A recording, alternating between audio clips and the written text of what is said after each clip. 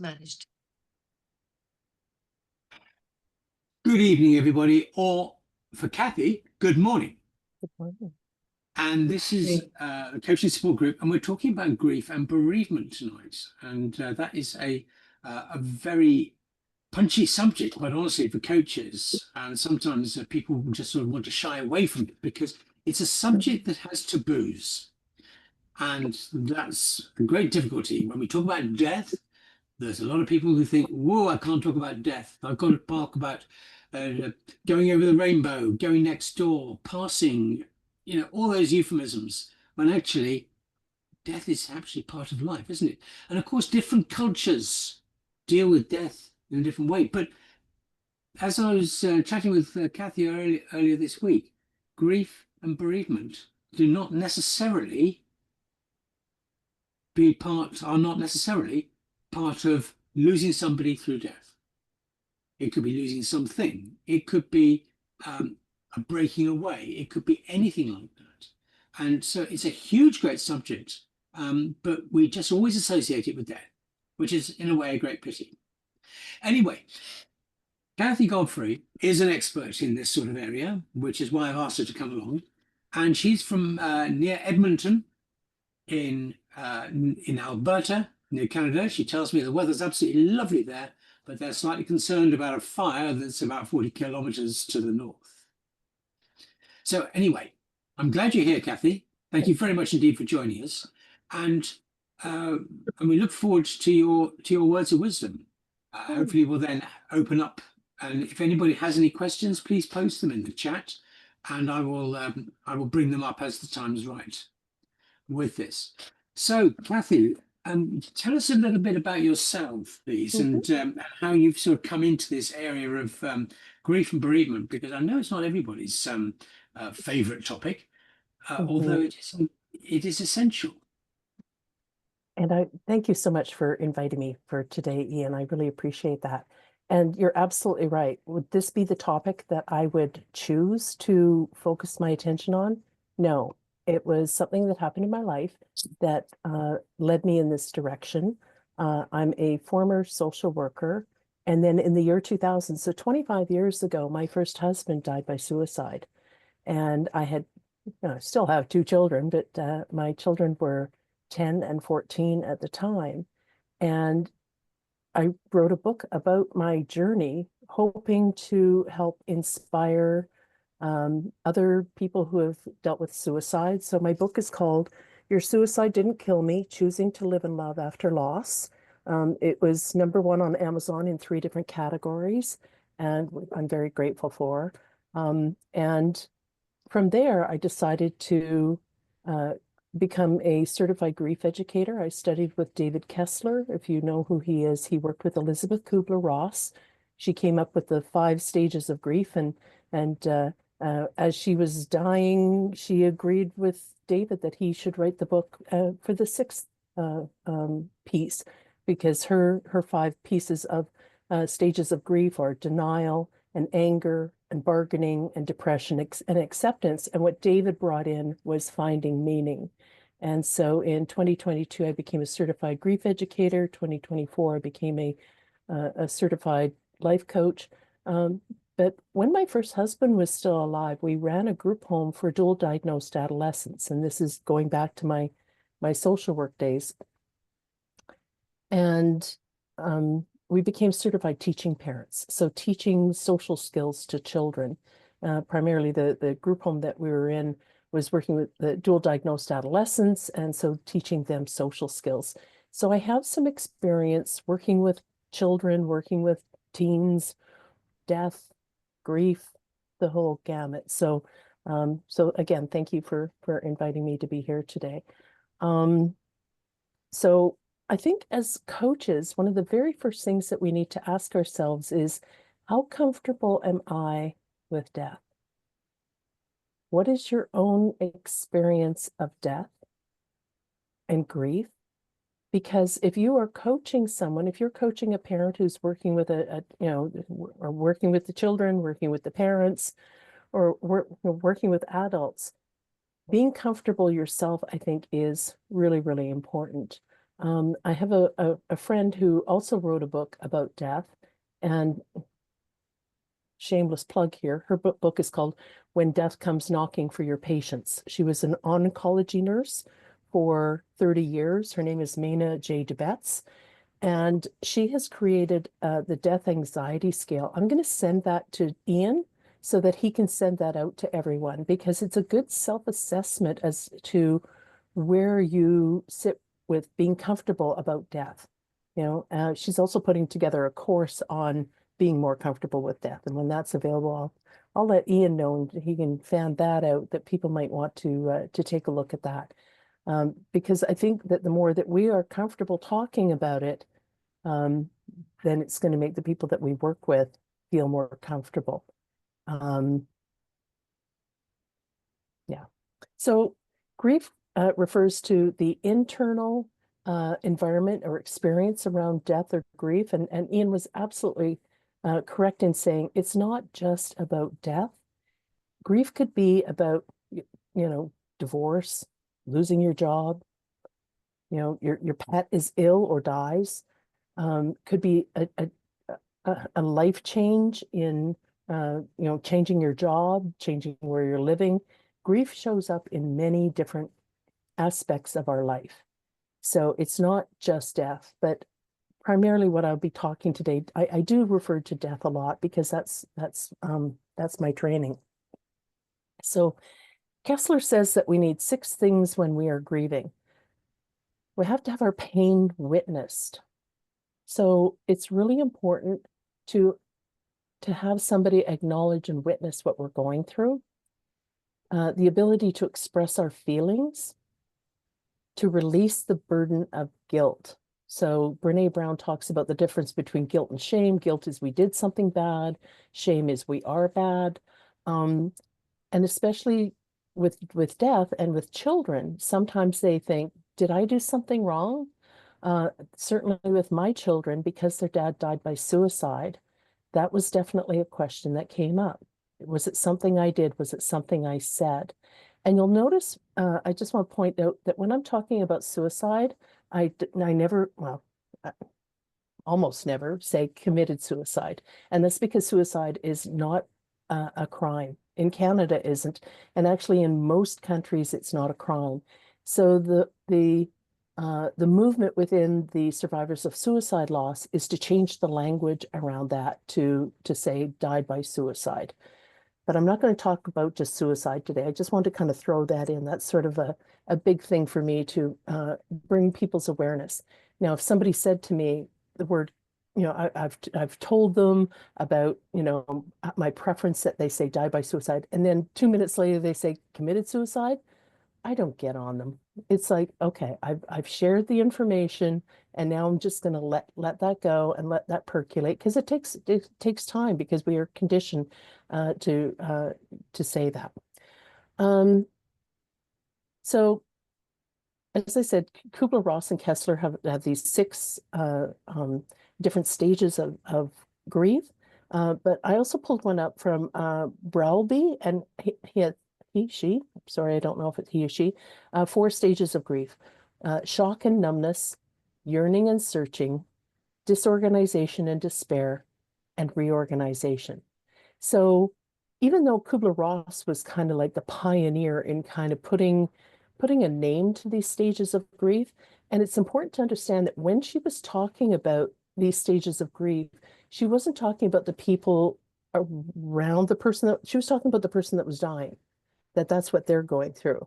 And so it does translate into the people around who are grieving, but the original intent was the person who is dying is going through these things. So there's different kinds of grieving. There's mourning, which I explained is the external expression of grief.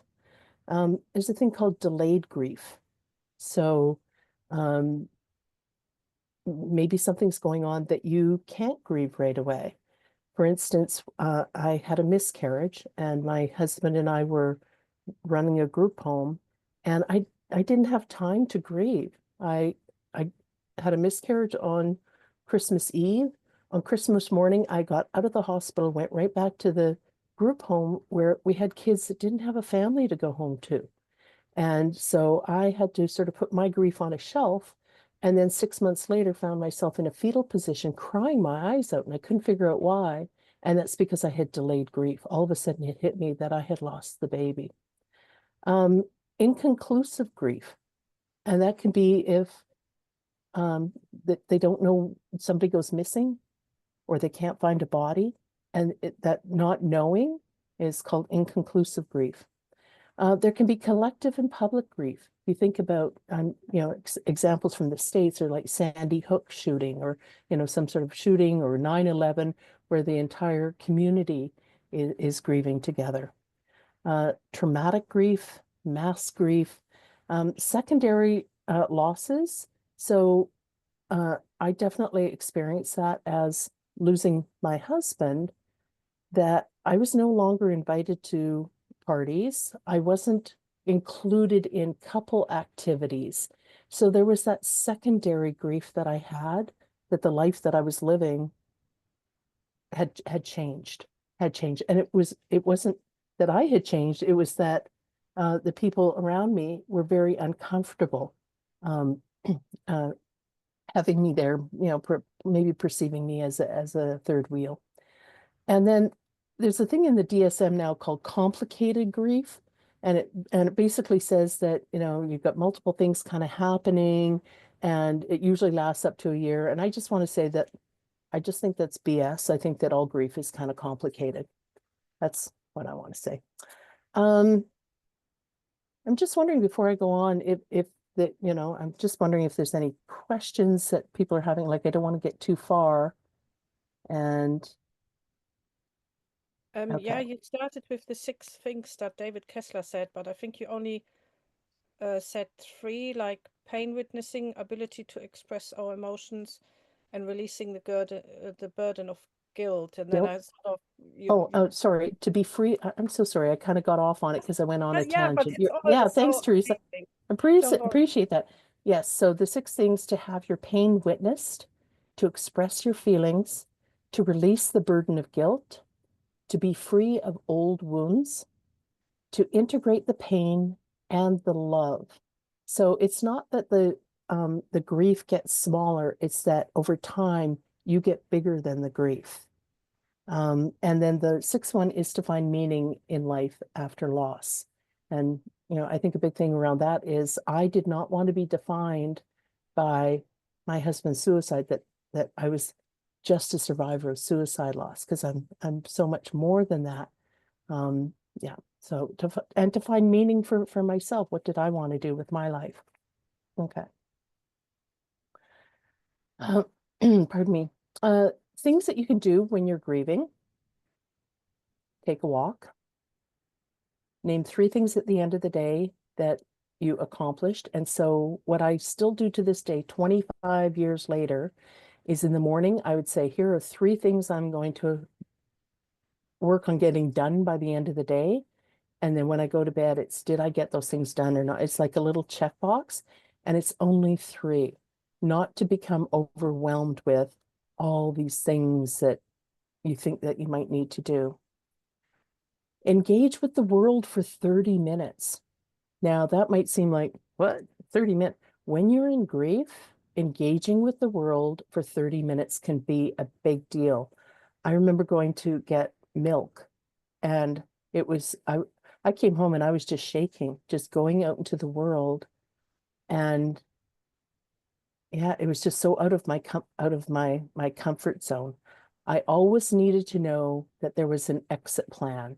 So if I went to an event, because my friends held a fundraiser for my children for university, I had to go into the building and check all the exit doors and tell myself that I would last 15 minutes. Yeah. And then after that 15 minutes, I would recommit to doing another 15 minutes. So I was always looking for an out. Number 4, send the person who died some love. One of the things that I did with my children, and this is before they started saying, don't use helium balloons because it messes up birds and airplanes, is we wrote messages of love to their dad and let the helium balloons go. Number 5, distract yourself.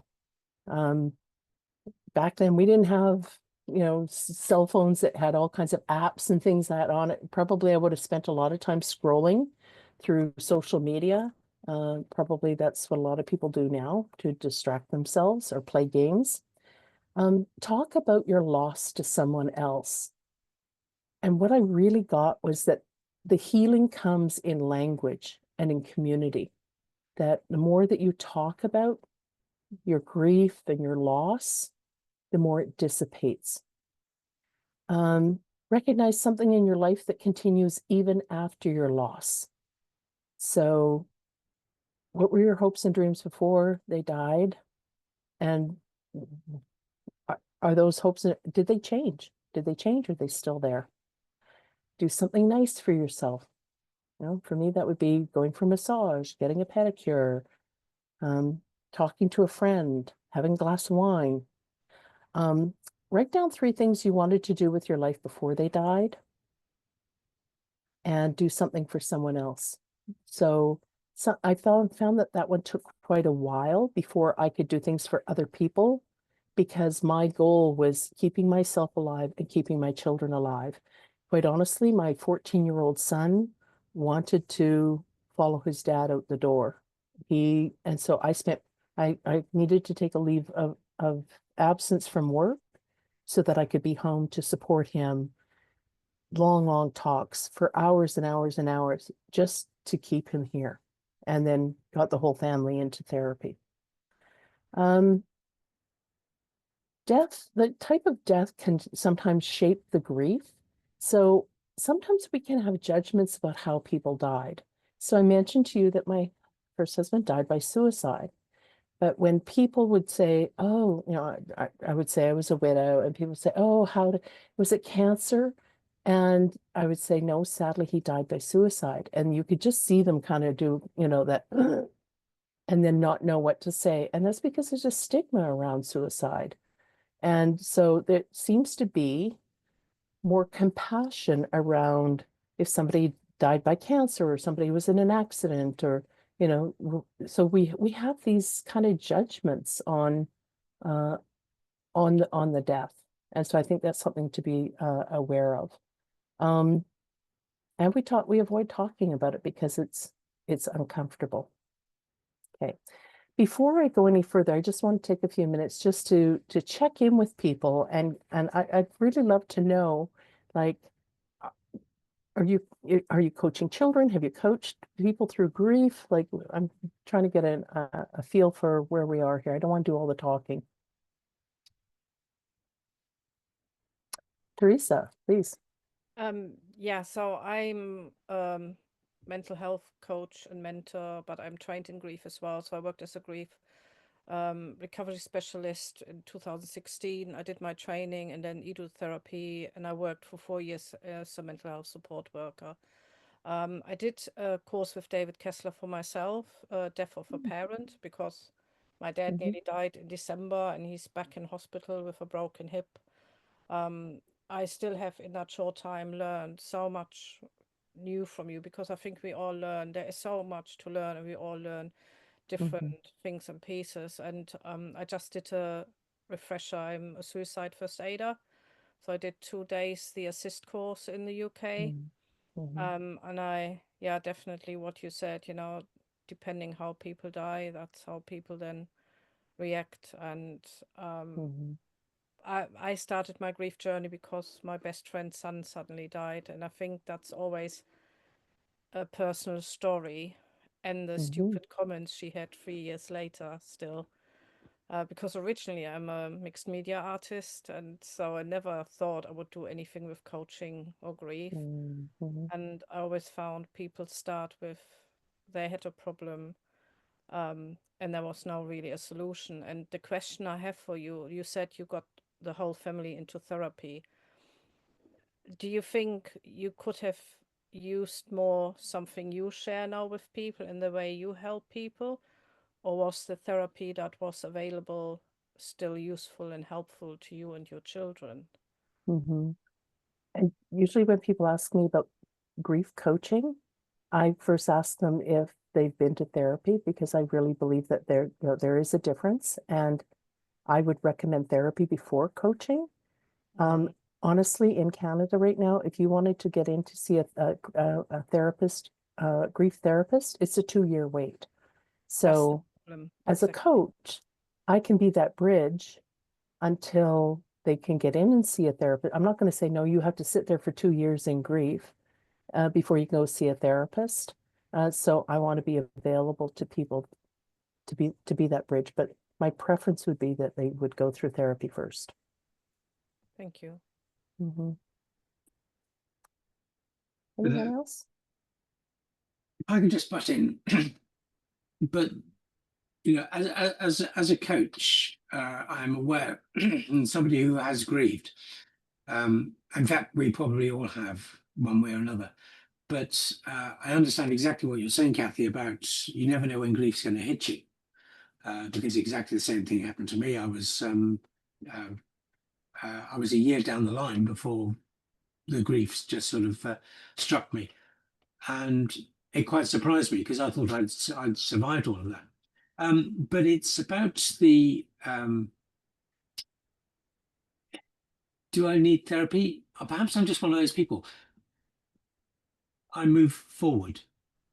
As you know, I'm almost sort of self-coach, if you like, in that I can go forward, but I can't go back. So therefore, I'm always looking forward, and I think that way has helped me tremendously. Cynthia's raised her hand. Diana's raised her hand. Cynthia, you were first. Yes. Hi. Hello, everyone. I wanted to ask regarding the points that you suggested regarding to help with the grief. And now I'm from Lebanon, so the current situation in our country is after the war. A lot of people lost their family members. A lot of women lost their husbands. Kids lost their fathers. So it's sometimes a bit hard, like if you want to help or if somebody's asking for help, when there are certain, not necessarily suggestions, but when you're trying to let them think out of the box, it's something that's very hard because they believe like in psychology and counseling and therapy and stuff like that. When you tell them I'm a life coach, it becomes a bit harder for them to accept that you're there to help them and the ideas you're suggesting are actually legitimate and they do work. How can you help them reach that point to believe in the whole system? Thank you. Thank you. And oh my God, I just want to say I can't imagine what it is living in Lebanon right now. And I honor you for the work that you're doing. I would say that a lot of people don't understand what a coach is. So helping them to understand, you're not broken. I'm not here to fix you. I'm here to hear. I'm here to listen. I'm here to walk the journey with you. But I think they just really need to know that you're not there to try and fix them, but that everyone, particularly in grief, needs to be heard. Does that help? Yes, thank you very much. Yeah, thank you. Diana. Hi there. I'm listening more. I don't do counselling, but I was listening more from a perspective in terms of job loss. That often the people lost their job unexpectedly for whatever reason.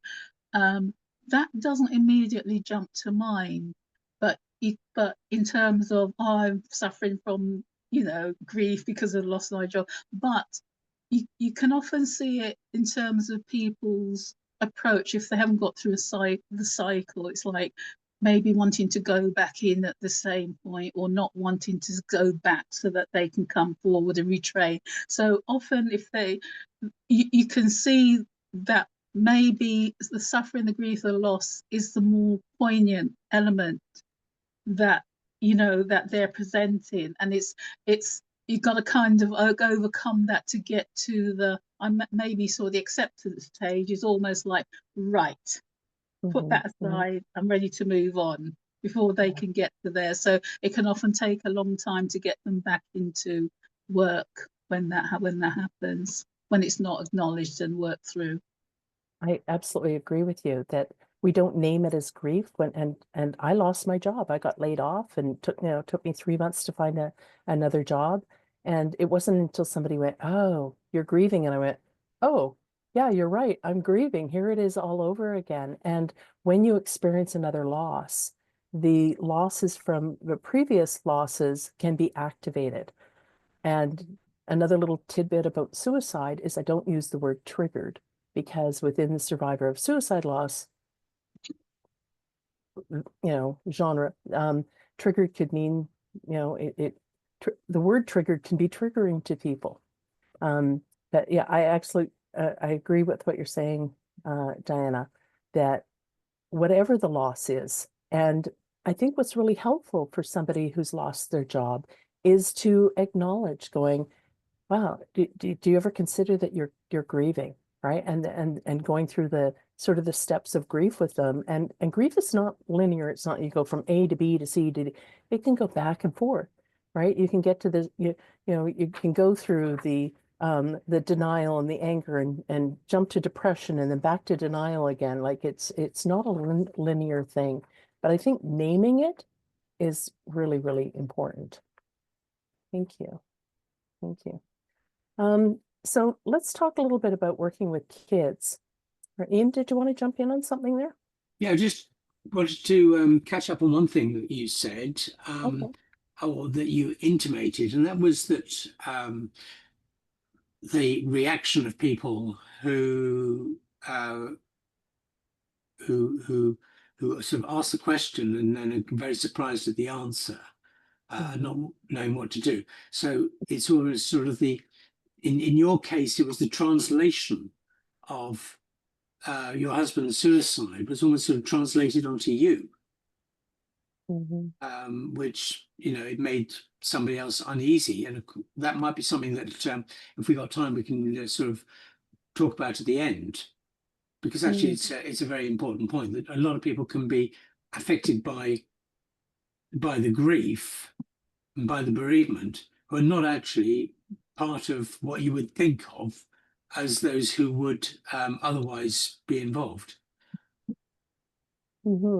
Sort of like, did I get painted with a certain brush? Because my husband died by suicide. So then I started wondering, what do people think about me? That, why? And I was a trained social worker, and I had worked with kids who were suicidal. I had a youth die by suicide 3 months before my husband did. So I felt that there was this unspoken judgment of, well, didn't you see it? And you know what? I was so close that I did not see it. And he had also been trained in suicide prevention. And I kind of lost my train of thought there.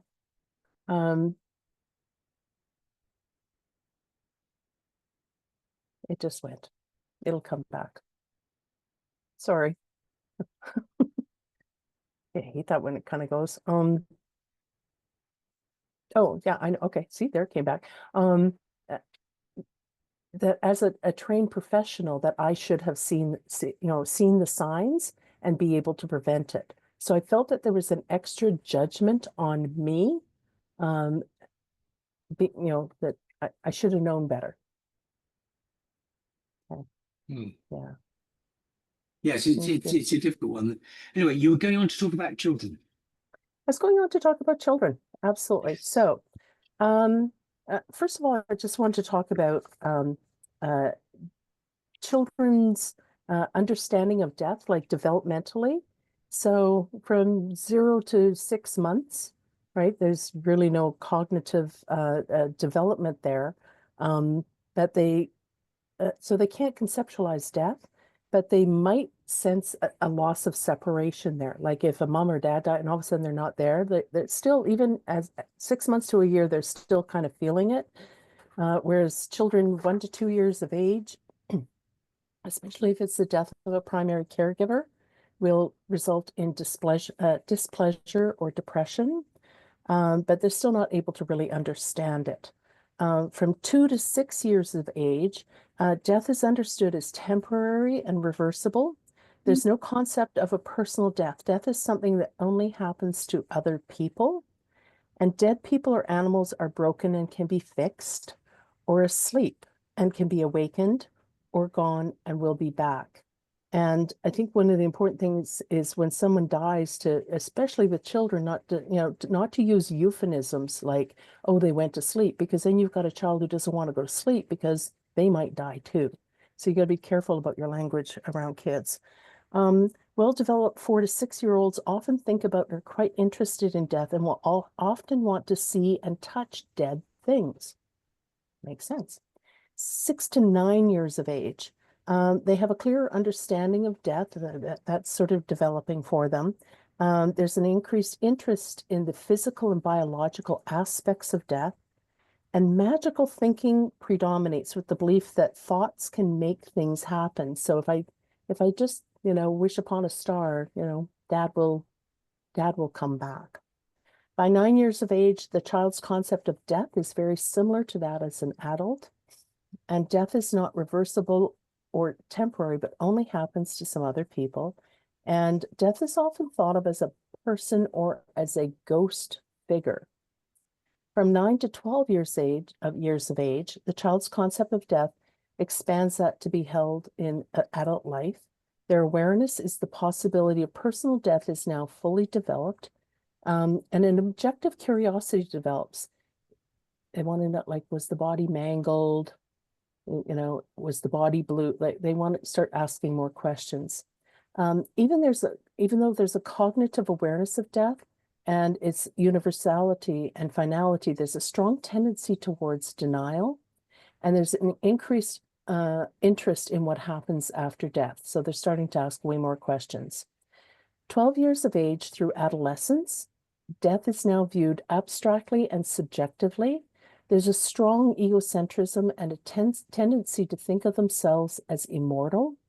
Subjective curiosity develops. Like, what is the meaning of life? Death is often romanticized as beautiful and tragic, which can then lead into, when we take a look at stats for adolescents who die by suicide, that might tie into this concept of death being romanticized and beautiful and tragic. Television and movies lead them to believe that dealing with death may be easy. Beginning to understand the long-term effects of death will have on his or her life, and aware that he or she is now different from his or her peers. That was a big one for my son, that he started being bullied because he was in such a vulnerable place, and his dad had died by suicide. So kids started picking on him, and I had to actually move him from the middle school that he was in. With my daughter, she was in grade 5, and I actually I talked to her teacher and asked if I could come in and talk with the children about the suicide, because it had happened over Christmas. And so in January, first day, I got the teacher's permission, went in, all the kids sat around and talked about that Jennifer's dad had died by suicide and what that meant. And I was kind of expecting I'd get pushback from parents saying, what did you do? Nobody did. Nobody did. And Jennifer ended up having a very good year that year, that kids were very, very supportive with her. And the last one, experiences an awkwardness associated with wanting to respond to the loss, either as a child or as an adult. Does anybody, excuse me, have any questions or comments about those developmental pieces?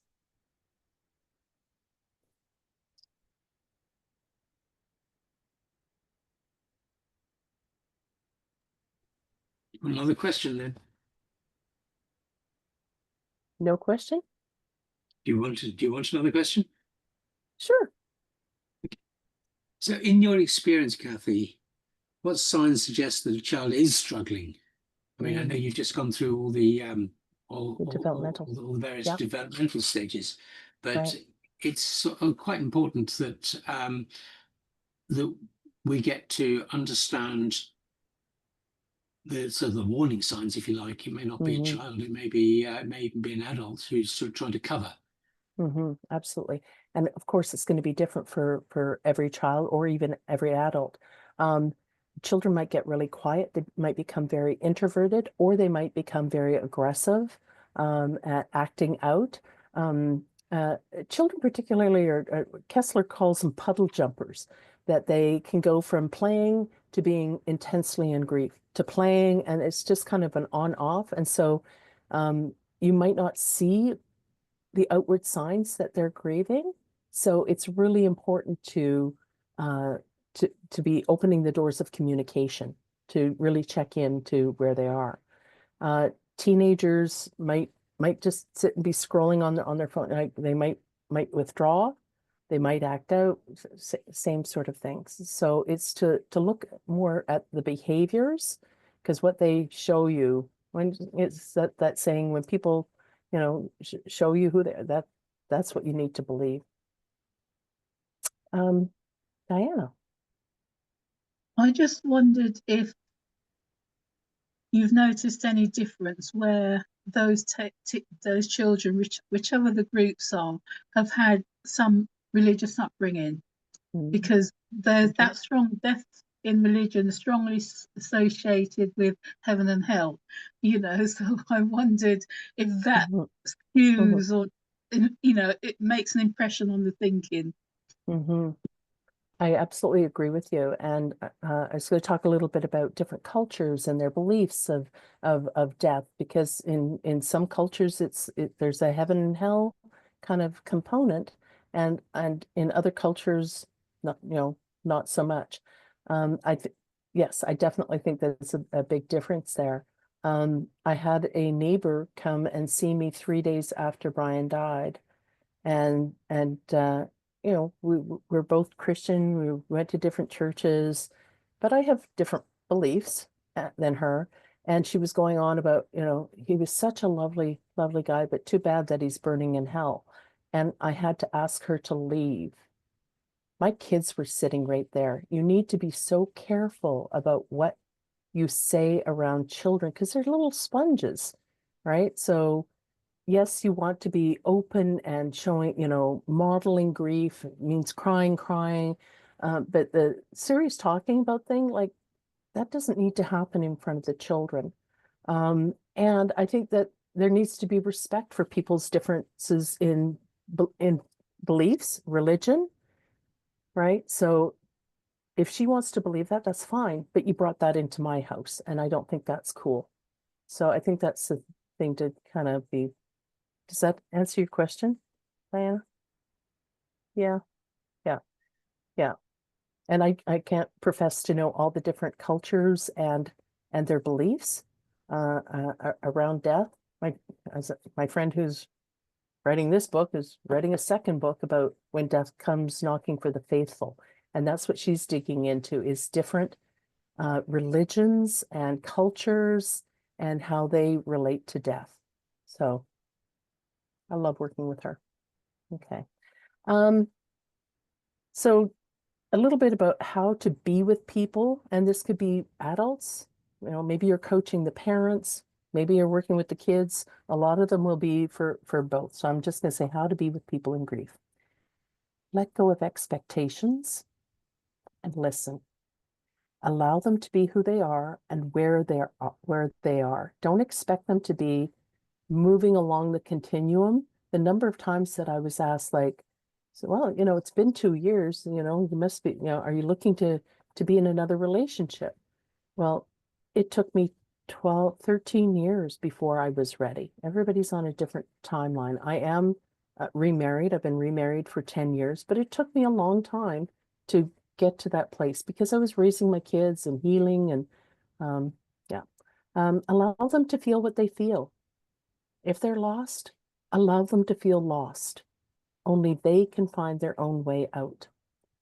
Their grief is not about you. And this is a big one. When somebody is talking about their grief, don't say, oh, I know exactly what you're talking about. Or let me tell you about, my experience with grief. Somebody who's really grieving does not have the bandwidth, does not have the capacity to listen to your story. Just listen to theirs. Validate their thoughts and feelings. Validate the magnitude of their loss. validate their story, validate their timing, be present, be patient, be willing to sit with their pain. Let go of your own discomfort and awkwardness. Let go of your own need to think of something comforting or clever to say. And I think this stops people from being there for people who are grieving, because they think they have to have the perfect answer. They have to have the right answer. And it's like, well, I don't know what to say to them. So, I'll just kind of stay back, where they don't have to say anything. They just need to listen. Mirror their tone, follow their lead, honor their timing, honor their need for space. Remember that thoughts and feelings aren't always rational, and you don't need to make them feel better. Be comfortable with silence. Ask directly how you can support them. And for me, that one, ask directly how you can support them, I would have people say, if you need anything, just call me. And I couldn't. I was grieving so badly. I could not pick up the phone and say, hey, can you help? So what I suggest to people is, the best thing you can do is say, hey, I'm going to the store. Do you need any milk or anything like that? And then I could say yes or no if they could help me. But to expect me to pick up the phone and ask for help was way more than I could handle. Don't judge. Commenting how well they're doing is judging. You think that you're helping by saying, oh, you're doing really well, but there's a judgment in there, so be careful of that. Don't compare. Don't imagine how you would feel. Don't try to fix. Don't pressure them to talk about it if they don't want to. Sitting in silence can be very healing. And don't project your beliefs onto them. So if you're going to be coaching, you need to check your own beliefs around death and grieving before you start coaching. So, yeah, I'll just kind of leave that there. What else have I got?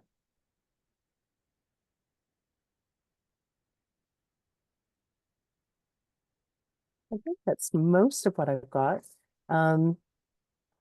Let's open it up to some questions. Questions or comments or sharing about your experience coaching people who are grieving or children who are grieving. Teresa, please. I just want to say, like, I Taekwondo. really enjoyed your talk so far. I've learned so many new things. So I just want to say thank you for sharing all this. There is a lot in that probably need to reflect on. So I don't really have any other questions right now. Other people might have, but oh yeah, that's the comment I put in earlier. I think there might be a difference between UK therapy and how it's done in maybe Canada or America. I just know my friend had, well, first of all, it's sort of you have to wait 6 months, or you don't even wait 2 years, but you have to wait 6 months to see, are you still sad? And then she said the therapy or the grief counseling she had did nothing for her. So we don't know what the training is, the difference or the quality as well. But yeah, thank you for sharing everything. It was absolutely amazing. Thank you. Okay, I think one of the big aspects is when we are not necessarily in a coaching role, and that is in a sort of in a family role or something like that. And very often, and I found this personally, is to try to understand quite how one's children are coping. Because, as you said earlier, they can mask things tremendously well.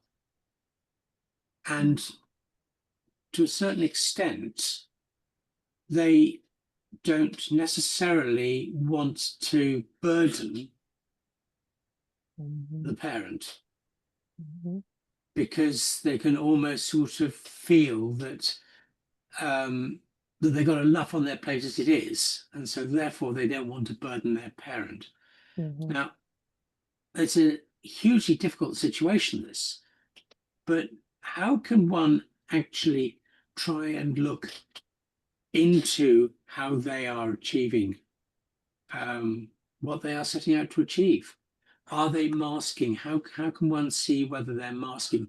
How can one see with actually they're coping brilliantly? Perhaps they're using a different strategy. Perhaps they're focusing on something totally different to move forward. What advice can you give to a parent like that?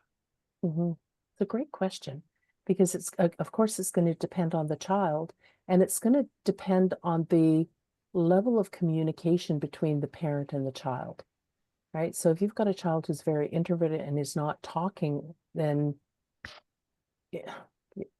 like I said, you're going to need to be watching the behavior, and hopefully get some coaching or some therapy to have another person observe. Because if you're grieving yourself, sometimes your observation skills might be a little skewed. So maybe it's a friend, maybe it's a family member who's also kind of keeping an eye on what's going on. But I'm also going to put this out to the group, because you guys are experts as well. Like, what would you do in that situation? Dana, Actually, did you want to answer that? Mine wasn't a response to that question. Your That's question, okay. Sure. but it's kind of related. The question I was going to ask you is about any insight in a situation where it's quite something related. The mother had died, and she'd left three girls. Three girls. The eldest one was a girl. I think it was a girl and a boy.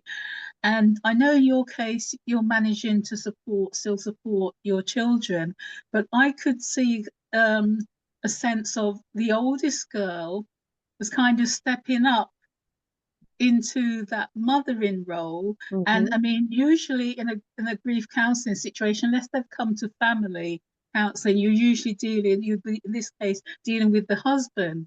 But I would have said that would have needed exploring, because I could see the girl was stepping up, trying to mother, but at the same time, you could see by the grooming of the younger girls, etc., that was falling behind. And I'm thinking, it's like any insights into that sort of thing, because you wouldn't necessarily see it if you were just counselling the husband in this case, but if there's children, that has to be a factor, doesn't it? Right. So if you're coaching the husband, the questions might be around who's doing the cooking and the cleaning, and getting more information around that. Because if a child is in a situation where they're not allowed to grieve, and it's interesting that I kind of see this as being almost like a story from the past, because that's what I remember hearing from my parents, and older people, that if somebody died, then it was the oldest child. It was their responsibility to step into the parental role. My now husband was 5 years old when his father died, and a relative came and told him, "Well, you're the man of the house now." He was 5 years old, and he's 75 now, and that still messes him up to this day. So, being so careful about what we say to kids in this situation. But yeah, I don't know if I have the magic answer there, Diana, of how do you protect the children when they're being groomed to do the cooking and cleaning. So I think that, my only answer is to check out with the father as to what systems has he put in place to ensure that the family continue, like what structure is there for the family to function. Thank you. I think also there's a certainly in the United Kingdom, because we're now very sort of aware of sort of mental health and aspects like that, of tapping into a school into the school hierarchy and saying, look, this is the situation. Please let me know if you think my children are either surviving or even thriving on a situation, because sometimes, we all know children are different at school than they are at home.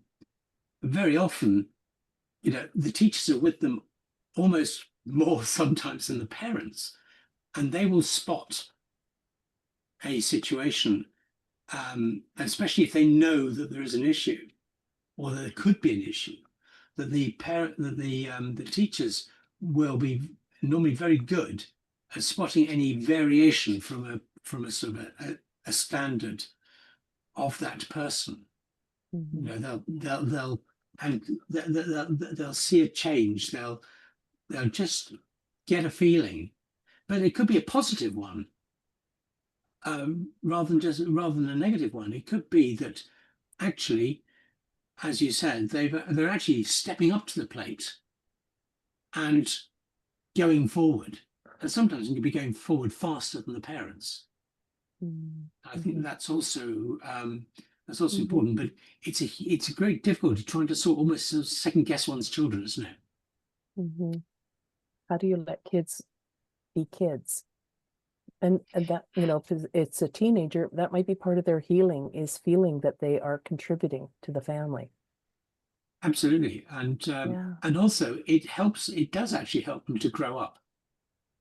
And they may feel more adult through that. And that may be a good thing, that may not be a good thing. It just depends on the child. But for somebody to sort of come in, and that was absolutely standard many years ago, wasn't it? They come in and say, right, and they think they're trying to help by saying, right, you're the man of the house now, which can be taken totally the wrong way by a 5-year-old. It is a very difficult one. The best thing to do, I think, as coaches perhaps, is to stick to asking questions rather than making statements. Absolutely. So here's a question for you. What do you think about children attending funerals?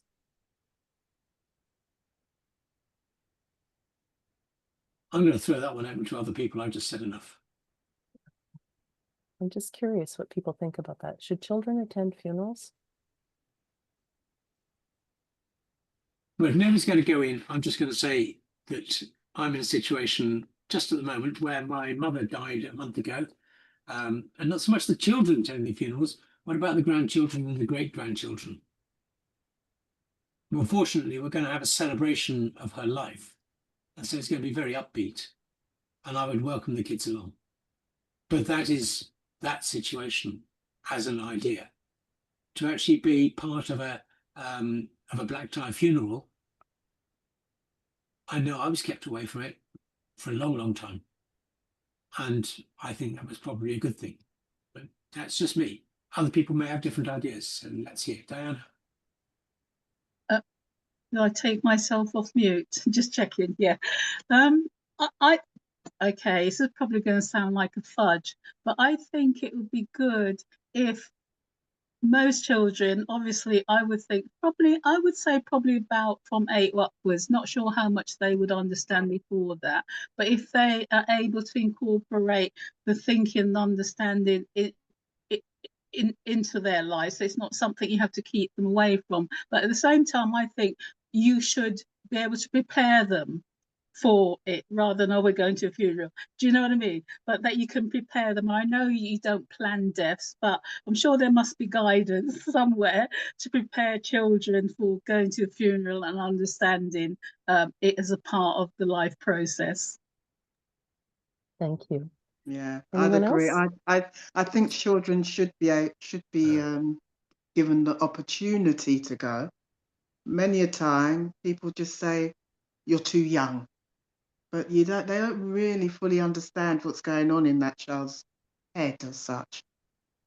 Furthermore, there's only one chance, one opportunity to address that, because once the moment's gone, it's gone.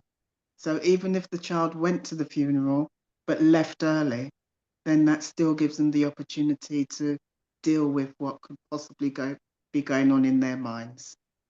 So I think, yes, they should go to their parents or grandparents or whatever funerals. It's part of life. Thank you. I will say that when I was 6 years old, my next door neighbor's father passed away, and I loved him. I loved Mr. Rob. Mm. And when he died, I really wanted to go to his funeral, but that's exactly what my parents said, you're too young.